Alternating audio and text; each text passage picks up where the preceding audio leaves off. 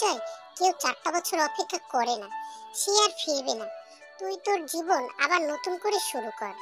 বান্ধবীর বলা কথাটায় তের দৃষ্টি ঝাপসা হয়ে এলো। সে ঝাপসা দৃষ্টিতে মলিন হাসলো। জিমিনা আরো চেপে ধরা কণ্ঠে জানালো, তুই জানিস তুই বৃথা আশা করছিস। তের জবাব না পেয়ে সে আবারও বলে উঠল, প্রথম প্রথম তো ভাবতি সে এলো বলে, কিন্তু এভাবে 4টা বছর নষ্ট করলি বৃথা আসার জন্য।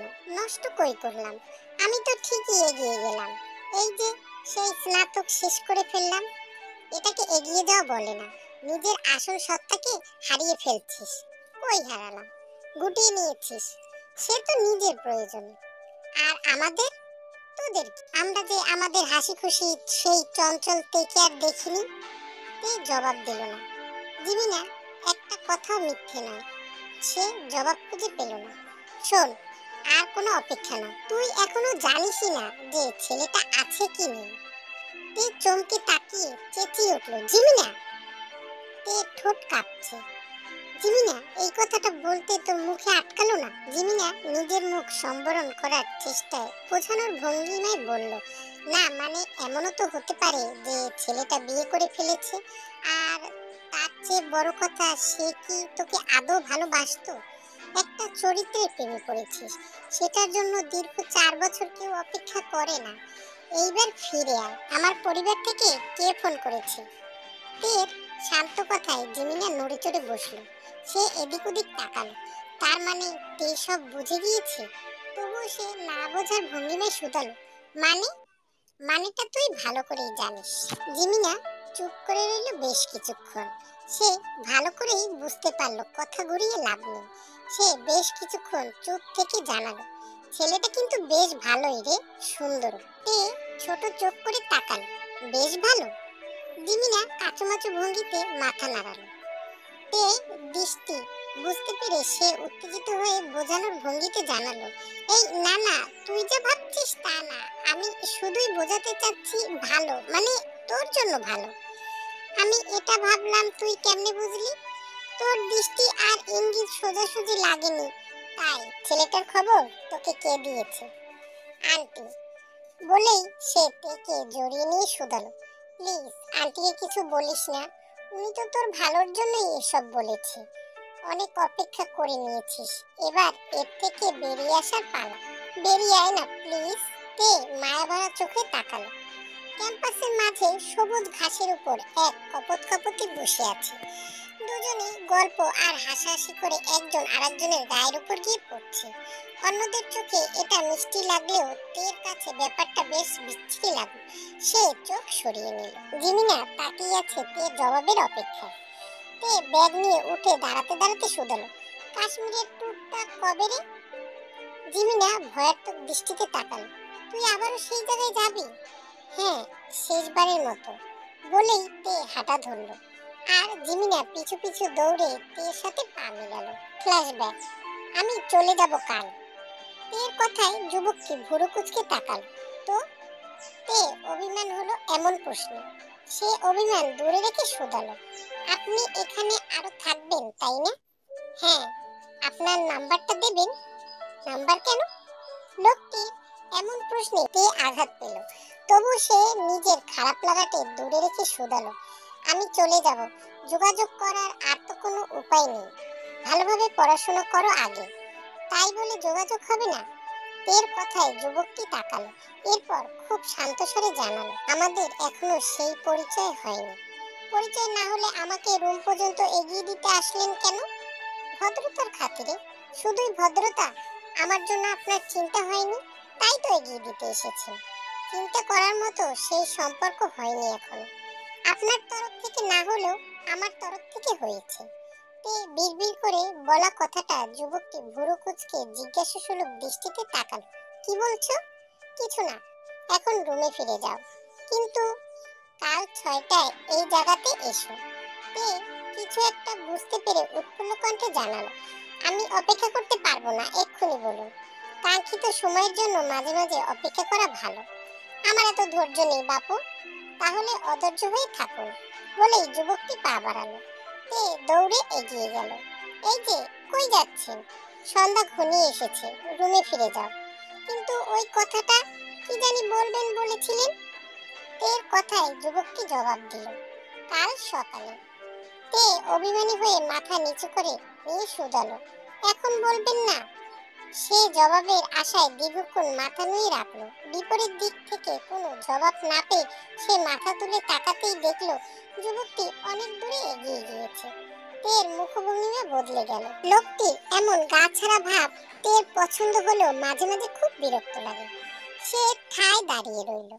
তে আশা ছিল যুবকটি পিছন ফিরে তার দিকে তাকাবে, তাকে একটি হাসি দেবে, কিন্তু না, আধারের সাথে মিলিয়ে গেল। তে এখন সকালের অপেক্ষা করছে, তাছাড়া আর তার কাছে কোনো উপায় নেই। সে গোমরা মুখে পিছু ফিরে হোটেলের ভিতরে পা বাড়ালো, কিন্তু সে বোধহয় পিছন ফিরে তাকালে অন্য কিছু দেখতে পেত, যেটা তার খুশির কারণ হতো, মুহূর্তের মধ্যে উৎফুল্ল করে তুলত। তে কানের পাশে কারো চেঁচানোর কণ্ঠস্বর পেতেই তে ধ্যান মগ্ন হলো। সে পাশ ফিরে তাকাতেই মাকে দেখতে পেল। মেয়ের তাকানো দেখে জিন যেন হাঁপ ছেড়ে বাঁচলেন। এতক্ষণ ধরে ডাকার পর মেয়ের হুঁশ ফিরল বলে মেয়েটা ইদানিং এত এত বাজে অভ্যাস হয়েছে যে তিনি আর পেরে ওঠেন না। কিরে, ডাকছো কেন এভাবে? তাহলে শুনিও সাড়া দিচ্ছিলি না তুই? তে কিছু না বলে সামনে তাকালো। মাকে এখন কিছু বলতে গেলেই উল্টো বুঝবে। ইউনো এসেছে, তোকে বাইরে নিয়ে যেতে চাচ্ছে। মায়ের কথায় তে ফিরে তাকালো। কই ও? নিচে চল, তারপর দেখবি। ও যখন তখন এখানে কেন আসে মা? মেয়ের কথায় জিন ফিরে তাকালো, রাগী স্বরে বলে উঠল, ও মা, বিয়ে ঠিক হয়েছে, আসলে দোষের তো কিছু নেই। আর ও তো সবসময় আসে না। এত লক্ষ্মী একটা ছেলে, এভাবে অপমান কেন করছিস? হ্যাঁ, ও তো লক্ষ্মী, এখানে কেন এসেছে? মেয়ের কথায় জিন রেগে শুধালো, এটা কোন ধরনের কথাতে? আহ, বলো না। তোর বাবার থেকে অনুমতি নিতে আসছে, তোকে নিয়ে বাইরে যাবে। আর আমি? তুই মানে?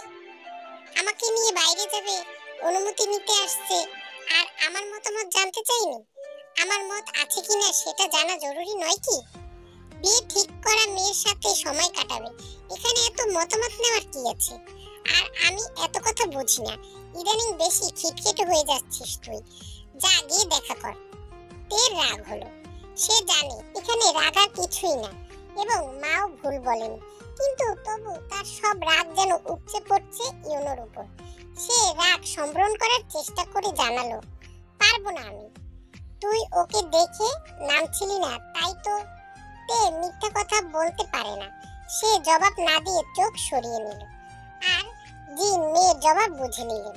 মেয়ে তার সত্যি কথা বললেও জবাব দেওয়ার প্রয়োজন বোধ মনে করে না। তে শুরুতেই ইউনোর গাড়ি গেট দিয়ে ঢুকতে দেখেছিল, তাই আর ছাদ থেকে নামেনি। বড়লোকের ছেলে, এরকম ছেলে তের কোনো কালেই পছন্দ ছিল না।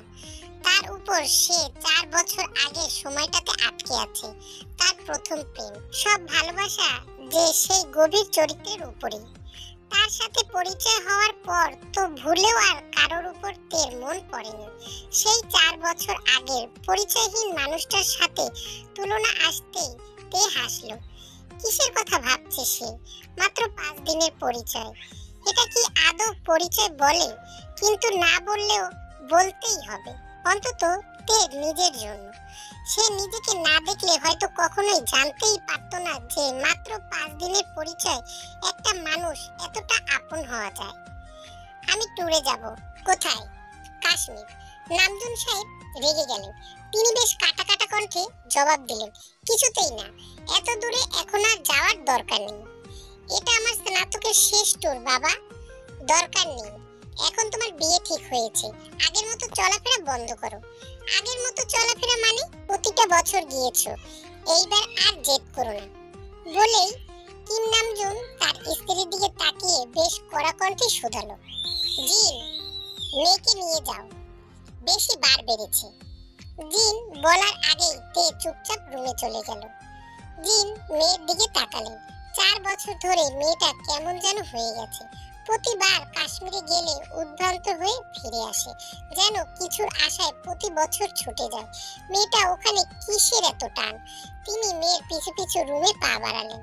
রুমে ঢুকতেই দেখতে পান তে খাটের উপর হুড়মুড়ে চুপচাপ বসে আছে। জিন মেয়ের দিকে এগিয়ে গেলেন, মেয়ের মাথায় হাত বুলিয়ে আদরি কণ্ঠে বুঝাতে চাইলেন, মা প্রতিবারই তো যাস, এবার না হয় না যা। কেন যাব না মা? এইবার কেন ভিন্ন হবে? কারণ এবার তফাৎ আছে, এইবার সময়টা ভিন্ন, এইবার তোর বিয়ে ঠিক হয়েছে। যেখানে সেখানে যেতে নেই। কেন যেতে নেই? মেয়েরা কেন বন্দী হয়ে থাকবে? সেটা সমাজের নিয়মকেই জিজ্ঞাসা কর। আমি যাবই না, বারণ করছি। মায়ের কথায় তে জবাব দিল, আমার বিয়ে ঠিক করেছো তোমরা, একটাবার আমার মতামত দিতে পারলে না? আর কতদিন এভাবে থাকবে? তোমার বাবার তো বয়স হচ্ছে, বিয়ে তো দিতেই হতো। আমাকে জোর করলেও আমি যাব। তে নিজের কথায় এভাবে অনড় থাকতে দেখে জিন তের দিকে তাকালো। তিনি শক্ত কণ্ঠে শুধালো, কিসের এত টান তোমার? তে মায়ের দিকে ফিরে তাকালো। মুখে কোনো প্রত্যুত্তর দিতে পারলো না সে। আপন মনে আওড়ালো, টান তো অনেক, একটা মানুষের টান। সে মানুষটার সাথে শুধু 5 দিনের পরিচয়। কিসের জবাব দিব মাকে? Time skip. তে স্টেশনে এসে দাঁড়ালো।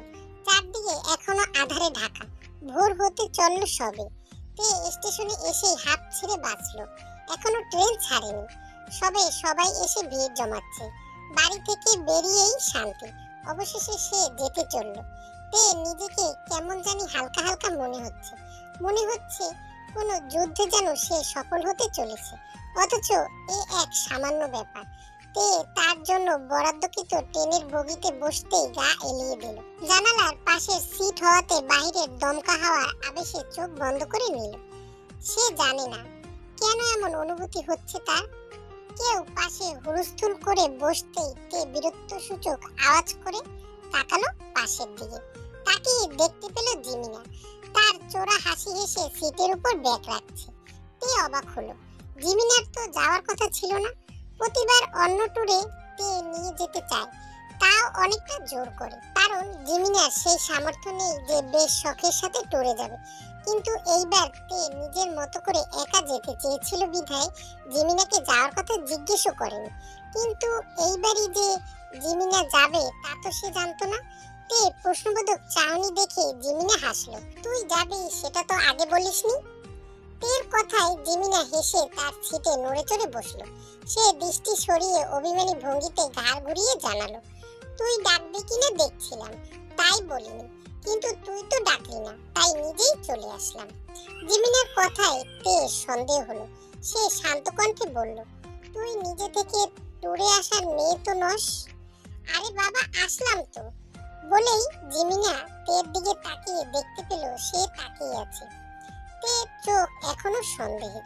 জিমিনা চোখ সরিয়ে নিয়ে বোঝানোর চেষ্টায় বলল, এভাবে কেন তাকাচ্ছিস? আমি নিজে থেকে এসেছি, বিশ্বাস কর। অবিশ্বাস তো করিনি, কিন্তু বারবার একই কথা কেন বলছিস? কে পাঠিয়েছে তোকে? জিমিনা আমতা আমতা করে কথা ঘোরানোর চেষ্টায় বলল, আরে বাবা কে পাঠাবে? কেউ তো নেই, বাবা পাঠিয়েছে। জিমিনা আর কথা ঘোরাতে পারলো না। মেয়েটা ইদানিং সব বুঝে নিচ্ছে। জিমিনা সহজ সরল ভাবে উত্তর দিল, হ্যাঁ। মাথা নাড়ালো। তে দৃষ্টি সরিয়ে নিল। সে জানতো এমন কিছুই হবে। সে জানালার বাইরে দৃষ্টি রেখে শান্ত কণ্ঠে জানালো, শোন জিমিনা, বাবা আমার খবর নিতে তোকে পাঠিয়েছে ঠিক আছে, কিন্তু আমার কাছে বারবার কারো ফোন নিয়ে আসবি না বিরক্ত করতে। আমি এই জন্য ফোন বন্ধ করে দিয়েছি। এইবারের ট্যুরটা অন্তত শেষবারের মতো অনুভব করে নিই। আর কারো ফোন মানে? সেটা তুই ভালো করেই জানিস। ইউনো বলতেই তে ফিরে চাইল। সাথে সাথে জিমিনা জিহ্বায় দাঁতে কামড় বসিয়ে দিয়ে নিজের কথা শুধরানোর চেষ্টা করে বলল, আরে ভুলে বলে ফেলছি ইউনো ভাই, তোকে এভাবে জেরা করতে দেখে আমার সবকিছু গোলমাল হয়ে যাচ্ছে, আর পারছি না। তোর যা মনে হয় ডাক, কিন্তু আমাকে যাতে বিরক্ত না করিস। তো ওরা ফোন করলে আমি কি করব? ওকে সহ বাইরে ছুঁড়ে মারবো। তের কথা শুনে জিমিনা বাধ্য মেয়ের মতো মাথা নাড়ল। সে জানে তের রাগ উল্টাপাল্টা হলে সত্যি সত্যি তাকে ফেলে চলে যেতে পারে। তের দ্বারা সব সম্ভব। এখন তো ভুলেও বিশ্বাস করা যাবে না। Time skip. প্রকৃতির অপূর্ব রূপ লাবণ্যের জন্য কাশ্মীরে সারা বছর ভ্রমণ পিপাসুদের ভিড় লেগে থাকে। এই ভিড় চোখে পড়ার মতো। তে চারদিকে তাকালো। সব ভ্রমণ পিপাসুদের চোখে তৃষ্ণার উচ্ছ্বাস, যেন বহুদিনের ইচ্ছা মিটাতে এসেছে। তে হাসলো। সেও তো এমন। প্রতিবারই যেন এই জায়গাটার উপর নতুন নতুন করে প্রেমে পড়ে। এলোমেলো হাওয়া বইছে। কাশ্মীরের এই বাতাস তের বড্ড আপন লাগে। যতটুকু চোখ যায় ধোঁয়াশা, যেন কুয়াশার চাদরে সম্পূর্ণ জায়গাটা মুড়িয়ে রেখেছে। তে ট্রেন থেকে নেমে প্রাণপণে শ্বাস নিল। এই জায়গা পরপর 5 বছর আসা হয়ে গিয়েছে, তবু কেন এতটা আপন লাগে তা সে জানে না। প্রতিবারই নতুনত্বের চোখ পড়ে। এবারও শেষ আশা, তাই ভাবতেই পিতার চোখ জলে গড়িয়ে পড়ল। এইবারের পর হয়তো আর কোনোদিনও আসা হবে না। তে চোখ মুছে নিয়ে আপন মনে বিড়বিড় করে আওড়ালো, এইবারের মতোই শেষ। এইবার বিদায় নিয়ে আর কোনোদিনও পিছুটান রাখতে হবে না। অনেক হয়েছে, এবার বেরিয়ে যাওয়ার পালা। এই তে তে পাশ ফিরে তাকালো। জিমিনা উৎসুক হয়ে তাকিয়ে শুধালো, কি যে হয় না তোর, এই জায়গায় আসলেই অন্যরকম হয়ে যাস। আমিও আর পারি না বাপু। আয় ফ্রেশ হবি। সবাই যার যার রুমে চলে গেছে। আঙ্কেল আমার ঘাড়ে এক দায়িত্ব দিয়ে গেছে। তে জবাব দিল না। সে এগিয়ে গেল হোটেলের দিকে। প্রত্যাশিতভাবে সেই 4 বছর আগের রুমটায় তের জন্য বরাদ্দ হলো। তে রুমের দিকে পা বাড়ালো। সে রুমে ঢুকে চারদিকে তাকালো। 4টা বছর কত মানুষ এলো গেল, কতজন কত স্মৃতি মুড়িয়ে রেখে গিয়েছে। তে দেয়ালে হাত দিয়ে ছুঁয়ে দিল। অনেক পরিবর্তন এসেছে। ছোট জিনিস থেকে শুরু করে প্রতিটা জিনিসই নতুনত্ব। সবকিছু পরিবর্তন হয়ে গিয়েছে, শুধু পরিবর্তন আসেনি তার মনে। এইবার তারও আনার পালা। কাশ্মীর প্রকৃতি এক অনন্য সুন্দরের অধিকারী। কাশ্মীর দেখলেই মনে হয় জায়গাটাকে প্রকৃতি তার নিজের হাতে সুনিপুণভাবে তৈরি করেছে। পাহাড়ের সাথে সাথে দাঁড়িয়ে থাকা সারি সারি চিনার গাছ, লাল হলুদের রঙে মিশ্রিত এই অনন্য গাছগুলো যেন কাশ্মীরকে আলাদা এক সৌন্দর্য বহন করে। গাছগুলো সবসময় একই রঙের থাকে না, ঋতুভেদে তার অপরূপ সৌন্দর্যের রূপ ধরা দেয়। তে যতবারই আসে ততবারই এই অপরূপ জায়গাটাতে মোহিত হয়ে তাকায়। বিশেষ করে এই গাছগুলো একেবারে এক এক সৌন্দর্য ফুটিয়ে ওঠে। তে প্রথম দিকে এই গাছগুলো চিনত না। প্রথমবার সে নামই জানতো না। তার মনে হচ্ছিল সে কোনোদিন এমন গাছ দেখেনি। দেখবেই বা কোথা থেকে, এই গাছ তো শুধু কাশ্মীরেই জন্মায়। সে না চিনে তাকিয়ে থাকতো। তখন ওই সীমিত পরিচয়ের লোকটি তাকে চিনিয়েছিল, সাথে খুব অভিজ্ঞতার সহিত জানিয়েছিল যে ঋতুভেদে এই গাছের রং পরিবর্তন হয়। এক এক ঋতুতে এক এক সৌন্দর্য নিয়ে চলাফেরা করে গাছগুলো। কুয়াশার ঠান্ডা ভিড়ে এই গাছগুলোকে কাশ্মীরের পর্যটকদের এক অন্যরকম আকর্ষণ। তে তখন গাছগুলোর সাথে সাথে মানুষটির দিকেও মোহিত হয়ে তাকাতো। সব মনে আসতেই তে নির্ভীতে তপ্ত শ্বাস ফেলে। সে আরেকটু এগিয়ে গিয়ে একদম পাহাড়ের কোল ঘেঁষে দাঁড়ালো। সারি সারি পাইন দেবদারু গাছের সাথে সারিবদ্ধ ঘন সবুজ বন, আর সামনেই দাঁড়িয়ে আছে চিনার গাছ। যেন সব গাছগুলো একসাথে মিলে পাহাড়ের উপরে দাঁড়িয়ে থাকা পর্যটকদের স্বাগত জানাচ্ছে। এই চিরসবুজ তৃণভূমি তের মন বারবার কেড়ে নেয়। আশ্চর্যের বিষয়, এই কাশ্মীরে প্রথম সব স্মৃতি ওই মানুষটাকে ঘিরে। লোকটি 5 দিনেই যেন সারা বছরের অভিজ্ঞতা দিয়ে গিয়েছিল। নিজের হাতে একটা অচেনা মেয়েকে আপন করে সব শিখিয়ে দিয়েছিল। তে যেন সব অভিজ্ঞতা ওই মানুষটার কাছ থেকেই পেয়েছিল। সে একটা দীর্ঘশ্বাস ফেলে চিনার গাছগুলোর দিকে দৃষ্টি দিল। সেই 4 বছর আগের মতো, এখনো রং, মানে সময়টা একই ঋতু। মাঝখানে এক একবার এক এক ঋতুতে আসলেও এগুলোর রং ভিন্ন ভিন্ন দেখেছিল। আর এইবার সবকিছু সেইবারের মতোই মিল। সেই হোটেল রুম, সেই গাছ, সবকিছু যেন 4 বছর আগের মতোই মিলে গেছে। তেদের হোটেল থেকে বেরিয়ে সামনে দাঁড়ালে কাশ্মীরের কিছুটা অপরূপ সৌন্দর্য চোখে পড়ে। পাহাড়ের অর্ধেকটা কেটেই এই হোটেলটাই নির্মিত। হোটেলটা বেশ বড়সড় হওয়াতে এর জন্য প্রতিবার রুম পেতে বেশ বেগ পেতে হয়। তে এগিয়ে গেল পাহাড়ের একদম শেষ প্রান্তে, যেন আরেকটু এগিয়ে গেলেই ঝুপ করে পড়ে যাবে আর মিলিয়ে যাবে পাহাড়ের মাঝে। এই ভয়ে হোটেল কর্তৃপক্ষ রেলিং দিয়ে দিয়েছে। তে একদম রেলিং ঘেঁষে দাঁড়ালো। এরপর থেকে সারি সারি পাহাড় দাঁড়িয়ে আছে, যেন পাহাড়গুলো তেকে ইশারা করে ডাকছে। আশেপাশে সব পর্যটক সবাই হোটেল রুম থেকে বেরিয়ে এক প্রান্তে এসে উপভোগ করছে। তে তাকালো, সবার চোখে তৃপ্তির উচ্ছ্বাস, যেন বহুদিনের জমানো আকাঙ্ক্ষা পূরণ হচ্ছে। এই থেকেই শুরু, এরপর যার যার গন্তব্যস্থল এক এক ভ্রমণ জায়গা। সেই ভিড়ের অদূরে এক যুবক দাঁড়িয়ে আছে, তার কোলে থাকা বাচ্চাকে বোঝাচ্ছে। ঠিক তের ভাবনার মতো করে বাচ্চা ছেলেটাকে চীনের কাজ সম্পর্কে বলছে, যেন সেই অভিজ্ঞতার মতো করে হাতে কলমে শিখিয়ে দিচ্ছে। তে যেন দেখেও দেখলো না, আর সেই যুবকটিকেও না। যুবকটি বাচ্চা ছেলেটিকে বলতে বলতে চোখে যেন নিজের আগের স্মৃতি ভেসে উঠল। ঠিক এমন করেই তো 4 বছর আগে কেউ একজনকে বলেছিল, এবং সে খুব মনোযোগ সহিত এসব শুনছিল। ফ্ল্যাশব্যাক। ঠান্ডা লাগলে ভেতরে যাও, এভাবে দাঁড়িয়ে আছো কেন? ভাবতে হবে না আমারটা। তের কথায় যুবকটি কোনো প্রত্যুত্তর করলো না। তে চোখ সরিয়ে নরম কণ্ঠে শুধালো, আমি চলে গেলে আর হয়তো কোনোদিনও যোগাযোগ হবে না। তে ইমোশনাল করার জন্য ইচ্ছাকৃতভাবেই কথাটি বলল। সে দেখতে চেয়েছিল লোকটির মনে তার জন্য কি কিছু আছে। সে কাঙ্ক্ষিত উত্তরের আশায় যুবকটির পানে তাকালো। আমি প্রতি বছরই এখানে আসি। যুবকটির এমন জবাবে তের রাগ হলো। সে বেশ শক্ত কণ্ঠেই বলল, এখন আপনাকে দেখার জন্য প্রতি বছর আমাকে এখানে আসা লাগবে? এই যুগে এসে এমন? সেটা তোমার ব্যাপার। যুবকটি থেমে আবার শুধালো, রুমে ফিরে যাও, ঠান্ডা পড়ছে। ভাবতে হবে না আমারটা, নিজেরটা নিজে ভাবুন। বলেই তে চলে আসতে গিয়েও থেমে গেল। সে ভেবেছিল লোকটা তাকে পিছু ডাকবে, কিন্তু না। সে আবার ফিরে এসে লোকটির উদ্দেশ্যে শুধালো, আপনি এমন কেন? যেমন?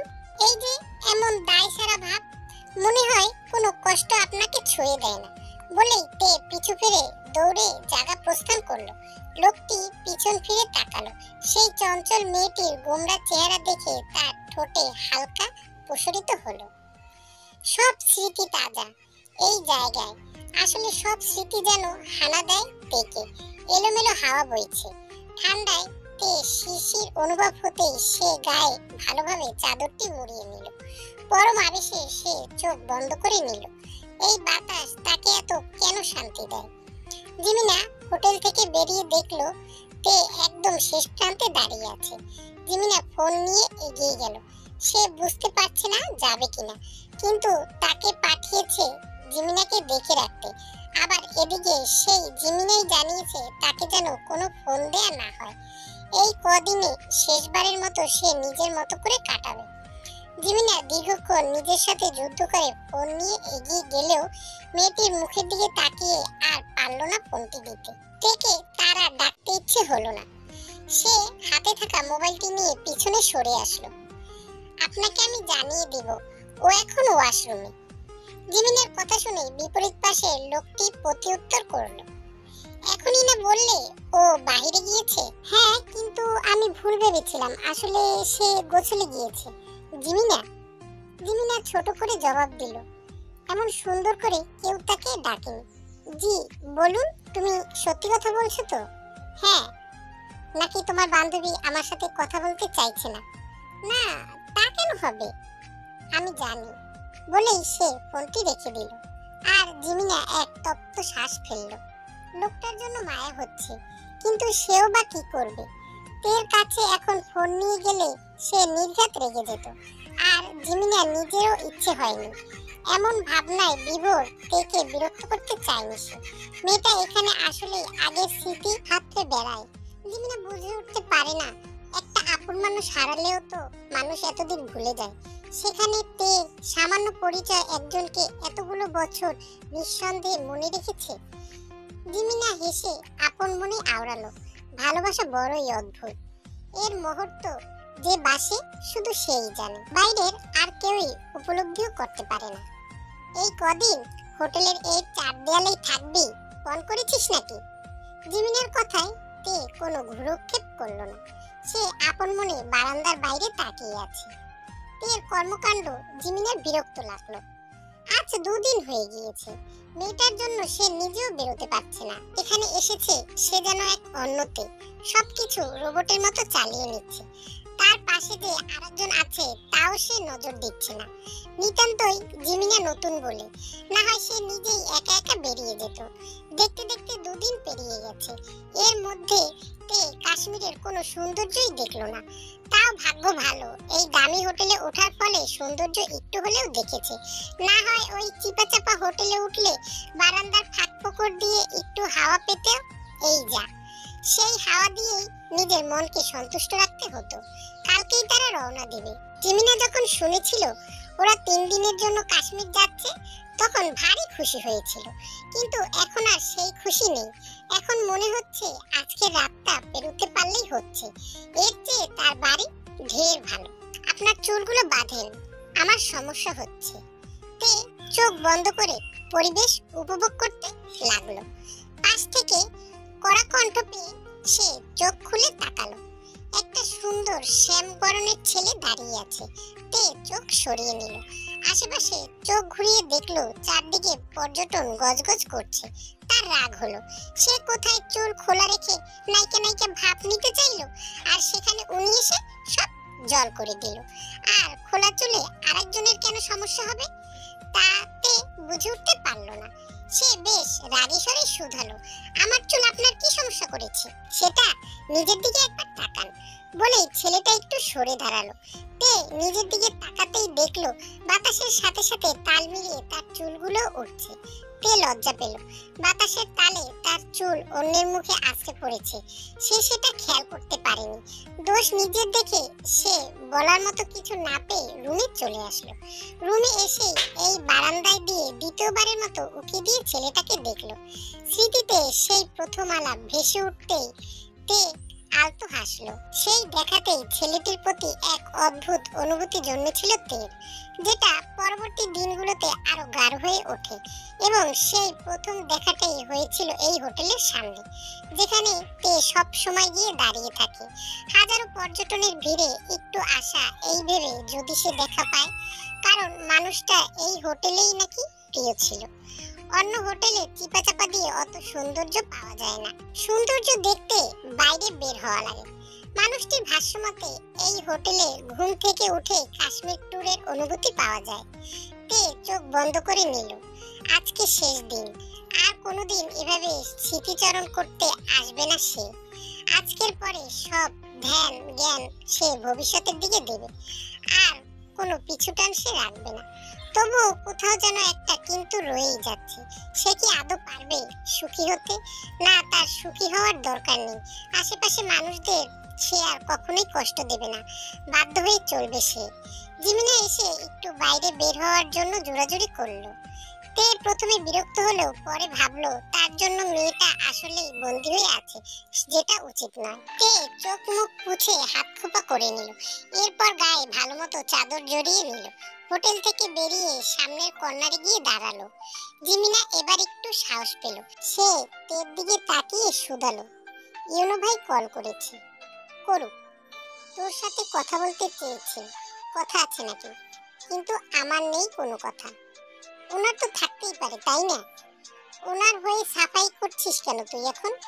এভাবে বলিস না, ওনার কথা ভাব। ওনার কথা ভাবার জন্য তো তুই আসিস। জিমিনা থমকালো। মেয়েটির মাথা একেবারে গেছে নাকি? সে অবাক সুরে জানালো, কি বলছিস এসব তুই জানিস? জানবো না কেন? তে সহজ উত্তরে জিমিনা বিরক্ত হলো। কি করতে চাইছিস তুই? কিছুই না বলেই তে সরে একদম কর্নার ঘেঁষে দাঁড়ালো। এই পাহাড়ের কোল ঘেঁষে দাঁড়ালে তার সব অনুভূতিরা বেরিয়ে আসে। এত অনুভূতি কিভাবে কমাবে সে? ইউনোর সাথে সংসারে আদৌ কি কাউকে সুখী করতে পারবে? ইউনোকে ঠকানো হবে না তো? হোটেল থেকে বেরিয়ে এলো জাঙ্কুক। সে তার হাতের আঙুল ধরে থাকা বাচ্চাটির দিকে তাকিয়ে আদুরে ভঙ্গিতে শাসনের সুরে জানালো, তোমার জন্য আর পারি না, চলো ওইদিকে, আম্মুকে ডাকো, আম্মু সহ দেখবো। আদো আদো মুখে বাচ্চাটির কথা বলেই পেছনে থাকা মেয়েটিকে ডাক দিল। মেয়েটি আসতে চাইল না। বাচ্চাটির সাথে সাথে জাঙ্কুকও ডাক দিল। অনেক জোরাজুরির পর মেয়েটি আসতে রাজি হলো। মেয়েটি এসে হাজির হতেই জাঙ্কুক বাচ্চাটি কোলে নিয়ে এগিয়ে গেল। মেয়েটিও সাথে হাঁটা ধরল। জাঙ্কুক হোটেলের সামনে দাঁড়িয়ে চারদিকে তাকালো। কত পরিবর্তন। ব্যস্ততার ভিড়ে এই 4টা বছর এই প্রিয় জায়গাটিতে পা দেওয়া হয়নি, অথচ এক সময় স্থায়ী ট্যুর হিসেবেই ছিল এই জায়গাটি। কিভাবে কিভাবে 4টি বছর পেরিয়ে গেল, এরই মাঝে কত কিছু যে পাল্টে গেল। জাঙ্কুকের ভাবনার মাঝে বাচ্চাটি কোল থেকে তড়িঘড়ি করে নেমে পড়ল। কিছু ভাবার আগেই সে হুট করে দৌড়ে এগিয়ে গেল একদম শেষ প্রান্তে। রক্তিম, দাঁড়াও! ডাকতে ডাকতে জাঙ্কুক পিছু পিছু এগিয়ে এলো। একদম কর্নারের কাছে গিয়ে বাচ্চাটিকে থামালো। জাঙ্কুক সামনে গিয়ে হাঁটুতে ভর দিয়ে হাঁপাতে হাঁপাতে বাচ্চাটিকে ছুঁয়ে জানালো, এই তো ধরে ফেলেছি, এবার কোথায় যাবে? বাচ্চাটিও হেসে উঠল। পরিচিত কণ্ঠ পেয়ে তে চমকে গেল। সে দ্রুত ফিরে তাকাতেই কাঙ্ক্ষিত মানুষটিকে বাস্তবে দেখে থমকে দাঁড়ালো। এটা কি আদৌ বাস্তব? তে তার নিজের ভ্রম ভেবে ব্যাপারটি উড়িয়ে দেওয়ার চেষ্টা করলো, কিন্তু না, এইবার এটা আর ভ্রম নয়, যা হচ্ছে তা বাস্তবেই হচ্ছে। ততক্ষণ জাঙ্কুকের পাশ দিয়ে মেয়েটি এসে দাঁড়ালো। তে থমকে তাকিয়ে রইল। তার চোখ পাশে থাকা মেয়েটির দিকে পড়লো। তের পা যেন কিছুর সাথে আটকে আছে। সে পালাইয়ে যেতে চাইলেও যেন পারছে না। সে এক নজরে তাকিয়ে রইল। কি হাসি খুশি সবাই, স্বার্থপরের মতো কি সুন্দর করে বাঁচে, শুধু সেই এভাবে আটকে রইল। জাঙ্কুকের চোখ সামনে তাকিয়ে থাকা মেয়েটির দিকে পড়তেই যেন মুহূর্তে স্তব্ধ হয়ে গেল সব। এ কি তার ভ্রম নাকি সত্যি? আদৌ সে সঠিক দেখছে তো? তে তে দ্বিতীয়বারের মতো চমকালো। না, আসলে মানুষটা তাকে ভোলেনি, তার নামও মনে আছে। ভোলেনি তবে তবে না বললে এটা কি? এটা সে নিজের স্বপ্নেও ভাবেনি। তবে কি কোনো ভালোবাসাই ছিল না? সব কি শুধু তেরই ছিল? 4টা বছর অপেক্ষার ফল তবে এটাই ছিল? অবশেষে ফিরল, কিন্তু খালি নয়। দেখা হলো, কিন্তু সম্পর্কে সেই নিষিদ্ধ ভাবেই। তে এক মুহূর্ত দাঁড়ালো না। সে দৌড়ে জায়গা প্রস্থান করলো। পিছন থেকে জাঙ্কুক অনবরত ডেকেই চলেছে, কিন্তু তে কোনো জবাব দিল না। তার এখন শক্ত হওয়া প্রয়োজন। আশা ছিল দেখা হওয়ার, কিন্তু এমন নিষিদ্ধ আর মনের বিরুদ্ধে দেখা তো সে চায়নি। তে এগিয়ে দরজা বন্ধ করে ধূপ করে বসে পড়ল। সে কান্নায় ভেঙে পড়ল। ওখানে থাকলে নিশ্চিত কান্না চলে আসতো, যেটা সে চায়নি। কারো হাসির পাত্র সে হবে না। তার এখন মনে পড়ে সেই শেষ দিনের স্মৃতিগুলো। তে চোখে সেই স্মৃতি যেন ফুটে উঠল। জাঙ্কুক যখন সকালে তাকে বিদায় দিতে আসবে বলেছিল, তখন সে কি খুশি। তে খুশি আটকায় কে? সেদিন উত্তেজনায় সারাটা রাত ঘুমাতে পারেনি। এই পিঠ ও পিঠ করে রাত পেরিয়ে গেল। ভোর না ফুটতেই সে উঠে গেল। এক মগ কফি নিয়ে বারান্দার দিকে এগিয়ে গেল। কফি তার কোনো কালেই ভালো লাগতো না, কিন্তু জাঙ্কুককে একদিন খেতে দেখেছিল। এরপর থেকে সে সেই অপছন্দের জিনিস নিজের পছন্দ করে অভ্যাসে পরিণত করেছে। তাই সে হাজার বিদঘুটে লাগলেও সে খেয়ে নিল। আশ্চর্যের ব্যাপার ছিল এই যে, যেভাবে মাত্র 5 দিনে সে তার অপছন্দের জিনিসটাকে পছন্দ করে নিয়েছিল, ঠিক সেইভাবে মানুষটিও তার অভ্যাসে পরিণত হয়ে গিয়েছিল। চারদিকে আলো ফুটতেই তে তার সবচেয়ে পছন্দের জামাটি পরে নিল। চুলগুলো খোলা রেখে বারবার আয়নায় নিজেকে ঘুরিয়ে ফিরিয়ে দেখলো। দেখা শেষ হতেই সে জাঙ্কুকের বলা সময়ের 1 ঘন্টা আগেই বেরিয়ে পড়ল। এরপর হোটেলের সামনে সেই বিস্তর জায়গাটার শেষ প্রান্তে গিয়ে দাঁড়ালো। কথা ছিল একসাথে সূর্যোদয় দেখবে, কিন্তু না, সেদিন জাঙ্কুক আর আসলো না।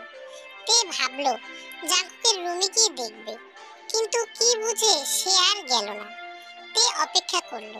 সে নিজের মনেই উত্তর খুঁজে নিল। হয়তো ঘুম থেকে উঠতে দেরি করছে। চারদিকে কোলাহল বাড়তে লাগলো।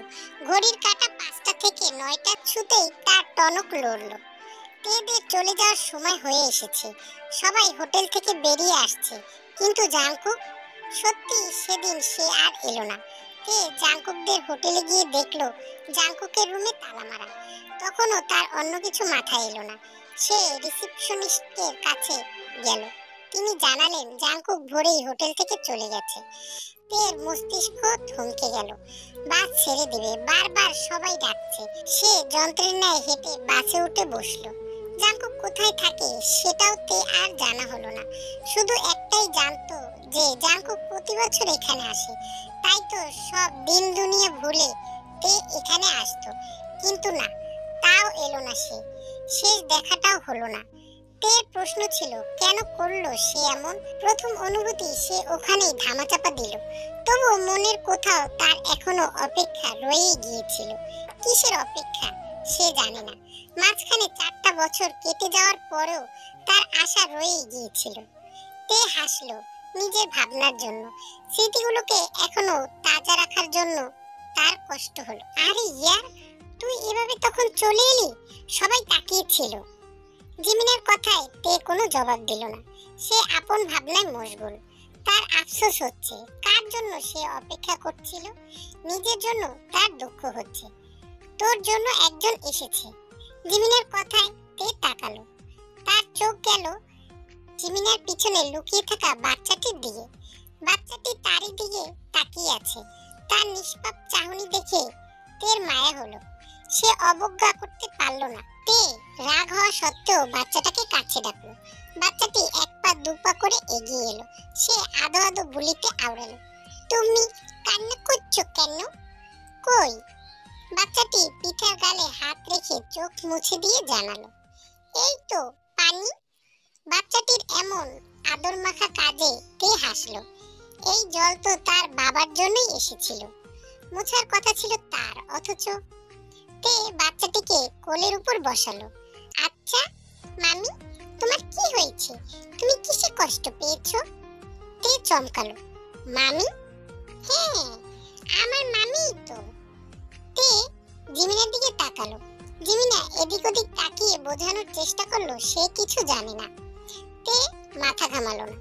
বাচ্চারা হলো ফুলের মতো নরম মাটি। ওদের যখন যেটা ইচ্ছে হয় তখন সেটাই দেখে ফেলে। তে জিমিনাকে উদ্দেশ্য করে বলল, ও এখানে কেন?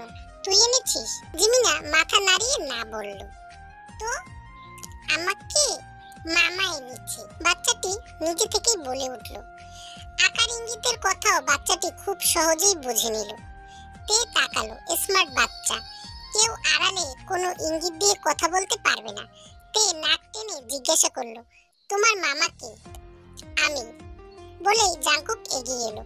জাংকুককে এগিয়ে আসতে দেখে তে মুহূর্তেই চোখ সরিয়ে নিল। সে জিমিনকে উদ্দেশ্যে বলল, উনি এখানে কি করছে? চলে যেতে বল। চলে যাওয়ার জন্য তো আসেনি। কেন এসেছেন? আমার বাবাইকে নিতে এসেছি বলেই রক্তিমের হাত ধরলো, কিন্তু সে এলো না। আদো আদো বলিতে বলল, আমি মামির সাথে থাকবো। কখন নিয়ে যাবে মামিকে? তে এবার দ্বিতীয়বারের মতো চমকালো। এই কি বলছে? জাংকুক তের কাছে এগিয়ে এলো। সে তার কাছ থেকে এতটুকু দূরত্ব বজায় রেখে দাঁড়িয়ে শুধালো, মুদ্রার এপিঠ দেখেছো আর ওপিঠ দেখবে না? তে চোখ সরিয়ে নিল। জাংকুক বলতে শুরু করলো, যেদিন আমার দেখা করার দিন ছিল সেদিন খুব সকালে আমার বোনের স্বামী মারা যায়। আমার আপন বলতে তখন একটা ছোট বোনই ছিল। নিজের হাতে মানুষ করে ভালোবাসার মানুষের সাথে তুলে দিয়েছিলাম, কিন্তু পারলাম না। গর্ভবতী অবস্থায় স্বামীর লাশ দেখতে হলো। হুট করেই দুর্ঘটনা ঘটে যায়। তখন আমার মাথা থেকে সবকিছু বেরিয়ে গিয়েছিল। শুধু বোনকে আগলে রাখার কথাই মাথায় ঘুরপাক খাচ্ছিল। কাউকে বলার সুযোগটুকু ছিল না, আর মাথায়ও ছিল না। আমার ভুল হয়ে গিয়েছিল সেদিন। কিন্তু বোনের অবস্থা খারাপ শুনে উদ্ভ্রান্তের ন্যায় চলে গিয়েছিলাম। বোনের মানসিক অবস্থা অনেক খারাপ হয়ে যায়। ডাক্তার বলেছিল এরকম চলতে থাকলে বোনের সাথে সাথে তার বাচ্চাকেও হারাতে হবে। এরপর একদিকে দুলাভাইয়ের ব্যবসা, অন্যদিকে বোনকে সামলানো। সব দিক দিয়ে সে এক অন্য জাংকুক। ব্যস্ততার দিন গেলেও রাতে মনে পড়তো তোমার কথা। সেইবারের একদিন সময় করে এসেছিলাম, কিন্তু শুনেছি তে নামে কেউ এরপর আর আসেনি। অনেক খোঁজ করার চেষ্টা করেছে কিন্তু পারেনি। আর পরের বার থেকে অনেকবার কাশ্মীরে আসতে চেয়েও ব্যস্ততার জন্য পেরে ওঠেনি। তাই বলে তুমি মোটেও হারিয়ে যাওনি, রয়ে গিয়েছিলে আমার মনে। জাংকুক এগিয়ে এসে তের হাত ধরতেই তে স্তব্ধ হয়ে গেল। সে হাত সরিয়ে নেওয়ার চেষ্টা করলো না। এই দিনটার জন্যই তো সে কত না অপেক্ষা করেছিল। কিন্তু পর মুহূর্তে নিজের ভাবনার জন্য সে লজ্জিত হলো। জাংকুক তেকে উদ্দেশ্য করে বলল, 4টা বছর অপেক্ষা করতে পারলে আর 4টা মিনিট অপেক্ষা করতে পারলে না? জাংকুক কিছুক্ষণ সময় থেমে আবার বলল, এবার অপেক্ষার অবসান হওয়ার পালা। পাহাড়ের কোল ঘেঁষে আমাদের অনুভূতি হয়েছিল, পাহাড়ের কোল ঘেঁষেই না হয় এবার সুন্দর সমাপ্তি হোক। তে ঝাপসা চোখে হাসলো। অবশেষে তার এতদিনের স্বপ্ন পূরণ হলো বলে, তার এতদিনের অপেক্ষা আজ পূর্ণতা পেল তার ভালোবাসার মানুষের হাত ধরে। সত্যিকারের ভালোবাসা এভাবেই থেকে যায় মনের গহীনে। শুধু আমাদের প্রয়োজন সঠিক সময়ের অপেক্ষা। সময় হলে একদিন আমাদের সত্যিকারের ভালোবাসা আমাদের কাছেই ফিরে আসবে। গল্পটি ভালো লাগলে অবশ্যই চ্যানেলটি সাবস্ক্রাইব করে দিও।